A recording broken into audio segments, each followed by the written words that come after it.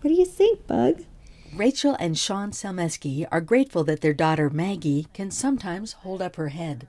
For a 4-month-old, that's a normal milestone. Maggie is 2 years old.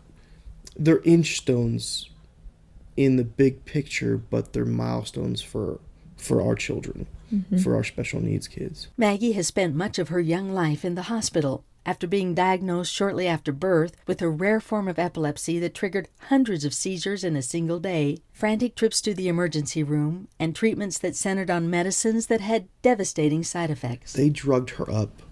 I mean, she would sleep for 20 hours a day. It wouldn't make a noise all day long. Seeking fewer side effects, the Selmeskis learned about a new strain of medicinal marijuana seen in this video. It was developed by the Stanley brothers in Colorado. It was given to Charlotte Figge, whose seizures had left her catatonic.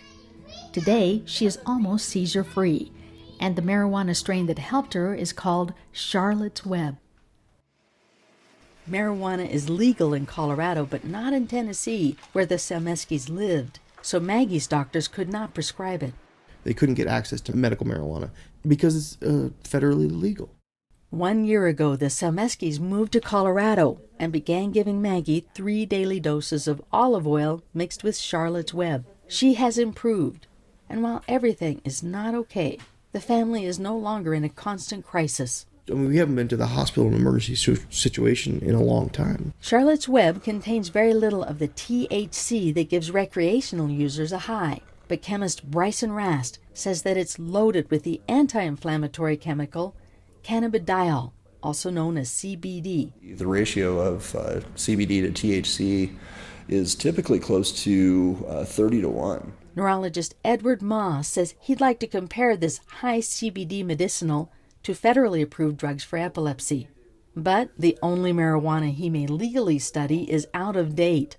Their only approved federal source is from the University of Mississippi, which is still using 1965 Mexican strain marijuana plants. Moss says it's time for the federal government to promote research into Charlotte's Web. I don't care about the political implications or any of the emotional baggage that it carries.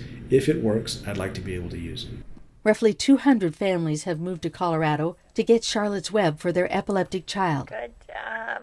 You're going to try to get yourself a good job. The Selmeskis hope that growing awareness of its potential will lead to federal support for expanded research.